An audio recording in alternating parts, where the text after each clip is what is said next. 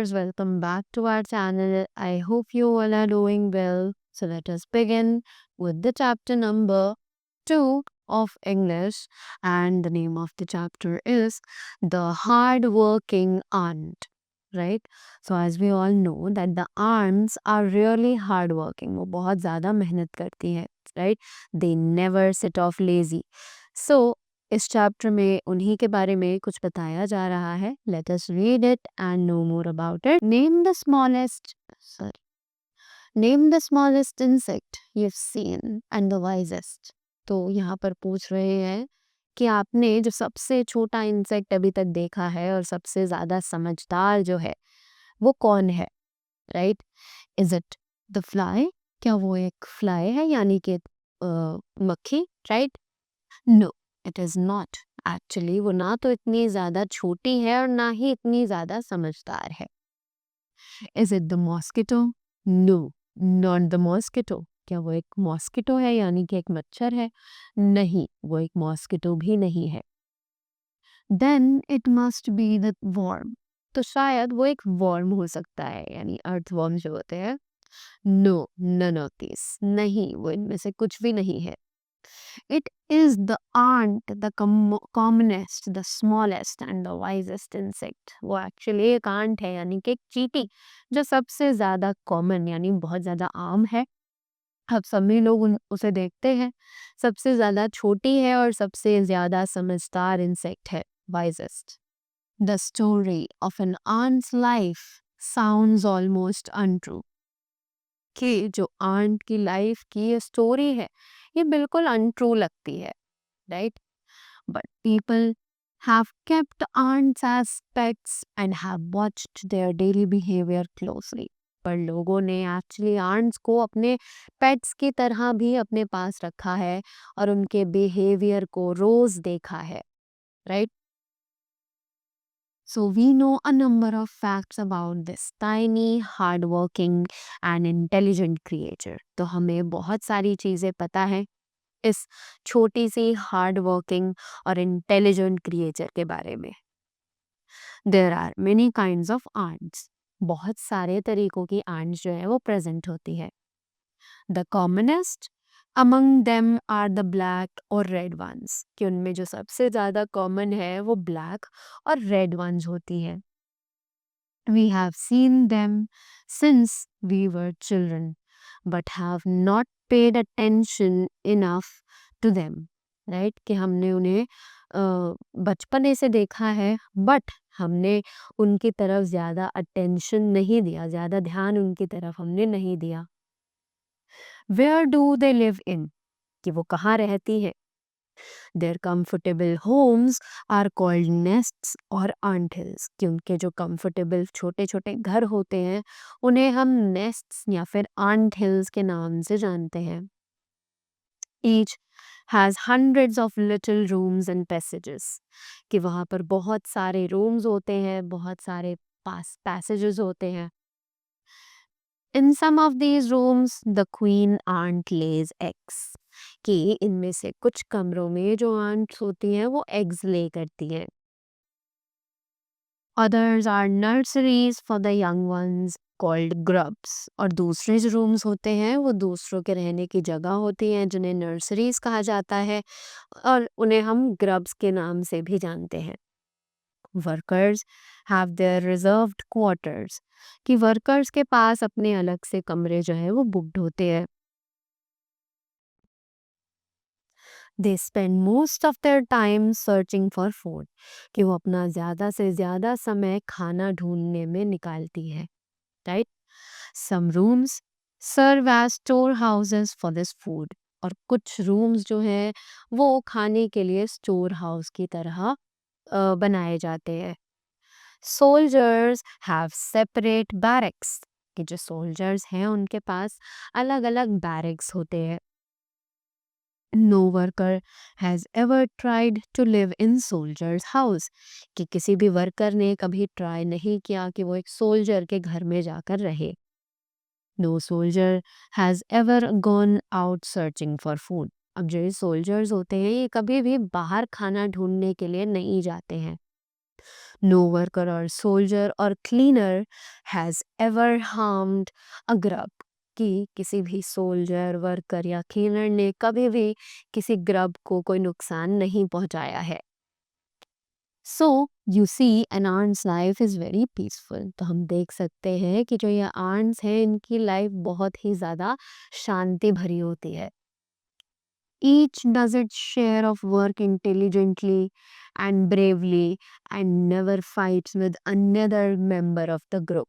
कि इनके ग्रुप में जितने भी लोग हैं वो अपना काम इक्वली बांटते हैं, बहुत समझदारी से उसे करते हैं, बहुत बहादुरी के साथ, और कभी भी आपस में एक दूसरे से लड़ाई नहीं करते हैं.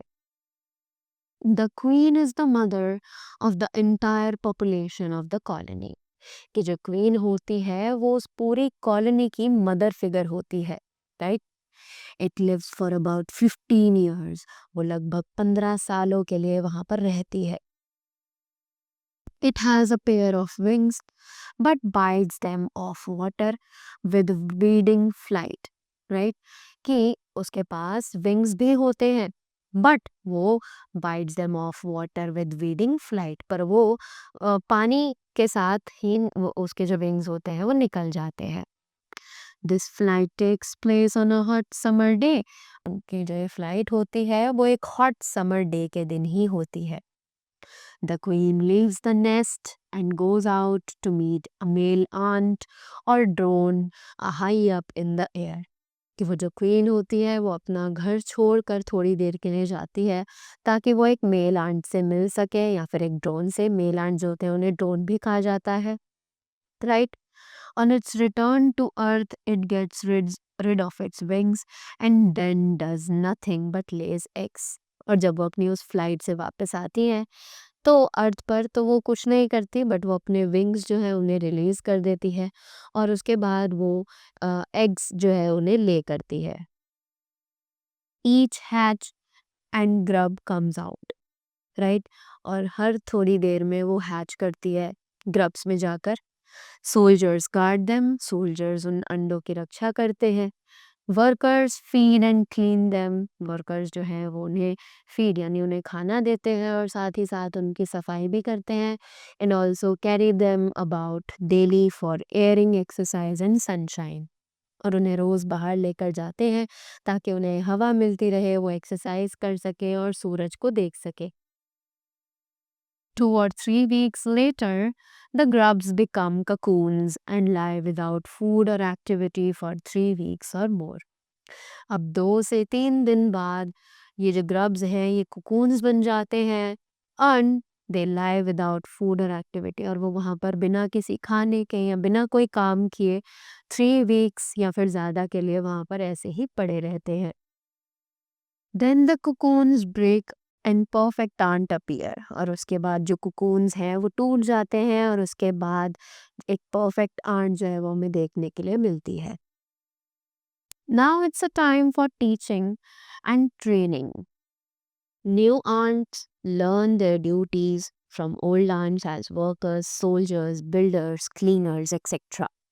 अब टाइम आता है टीचिंग और ट्रेनिंग का. तो जो न्यू आर्ट्स होती हैं वो अपनी पुरानी आर्ट से सारी चीज़ें सीखती हैं जैसे वर्कर्स, सोल्जर्स, बिल्डर्स और क्लीनर्स एक्सेट्रा वगैरह वगैरह. An ant hill is a home not only for ants but also for some creatures, beetles, lesser breeds of ants and the green fly, right. कि ये जो आंट हिल होते हैं ये सिर्फ आंट्स के लिए ही घर नहीं होते हैं.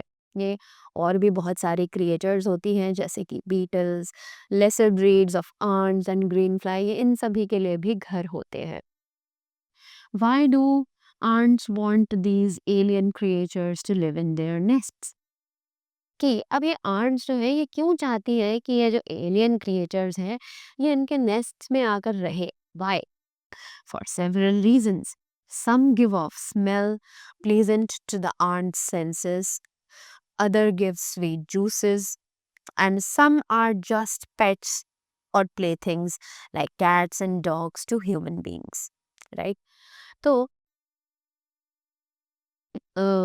बहुत सारे रीज़न्स हैं जिनकी वजह से आंट्स चाहती हैं कि जो एलियन क्रिएचर्स हैं, ये जो आंट्स हैं ये चाहती है कि ये जो क्रिएचर्स हैं ये इनके नेस्ट्स में आकर रहे। There are many reasons for that. क्योंकि कुछ है जो इन आंट्स को एक प्लीजेंट स्मेल प्रोवाइड करते हैं, कुछ है जो इन्हें जूसेस प्रोवाइड करते हैं, और कुछ है जो इनके लिए सिर्फ पेट्स होते हैं, जैसे कि हम ह्यूमंस के लिए कैट्स और dogs, right. The green fly is the ant's cow, कि जो ग्रीन फ्लाई है वो आंट्स के लिए काउ की तरह काम करती है। The ants train it to give honeydew like milk, कि जो आंट्स है वो उन्हें ट्रेन करती है उन्हें हनी ड्यू देने के लिए, जैसे कि दूध, set with the touch of their antenna, अपने एंटीना की मदद से। They milk it just as we milk the cow, कि वो उन्हें उनसे मिल्क ऐसे ही लेते हैं जैसे कि हम लोग काउ को यूज करते हैं मिल्क के लिए। Have humans learned as much as ants have, कि क्या ह्यूमंस ने इतनी चीजें सीखे हैं जितनी आंट्स ने सीखी है? Perhaps they have, but they have not put their learning to good use, पर उन्होंने अपनी जो लर्निंग्स हैं उसको सही तरीके से यूज नहीं किया है। They may still learn a few things from this tiny teacher: hard work, sense of duty and discipline, cleanliness, care for the young ones, and above all, a firm loyalty to the land where they live. Right? So that was all about the chapter. I hope you all enjoyed a lot more and you got to know many more things about the um, aunts, right? So that was all from my side. Thank you so much and have a great day ahead.